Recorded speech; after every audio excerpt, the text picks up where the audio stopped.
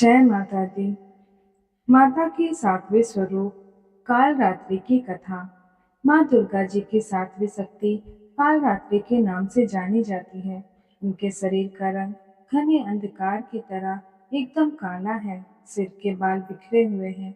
गले में विद्युत की तरह चमकने वाली माला है। इनके 3 नेत्र हैं। ये तीनों नेत्र ब्रह्मांड के सदृश गोल हैं।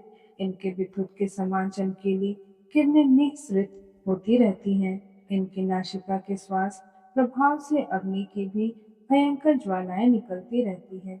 इनका वाहन गधा है। ऊपर उठे हुए दाहिने हाथ की वर मुद्रा से सभी प्रकार को वर प्रदान करती है। दाहिनी तरफ के नीचे वाले हाथ अभय मुद्रा में है। बाईं तरफ के ऊपर वाले हाथ में लोहे की कांटा तथा नीचे वाले हाथ में खड़ग है।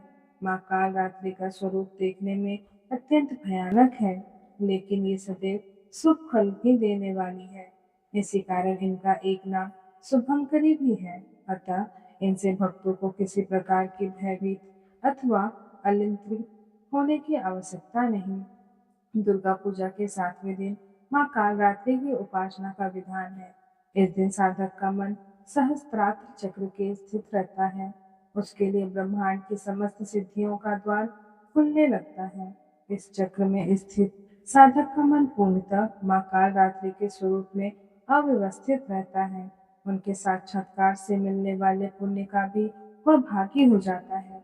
उसके समस्त पापों विघ्नों का नाश हो जाता है। उसे अभय पुण्य लोकों की प्राप्ति होती है। माँ कालरात्रि दुष्टों का विनाश करने वाली है।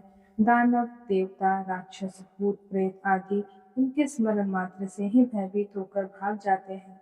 यह ग्रह बाधाओं को भी दूर करने वाली है। इनके उपासक को अग्नि भय, जल भय, जंतु भय, शत्रु भय, रात्रि भय आदि कभी नहीं होता। इनकी कृपा से वह सर्वथा भयमुक्त हो जाता है। माँ कालरात्रि के स्वरूप विग्रह को अपने हृदय में अव्यवस्थित करके मनुष्य को एक निष्ठ भाव से उनकी उपासना करनी चाहिए। यम, नियम, संयम का उसे पूर्ण पालन करना चाहिए। मन, वचन, काया की पवित्रता रखनी चाहिए। वह सुमंगलकारी देवी है।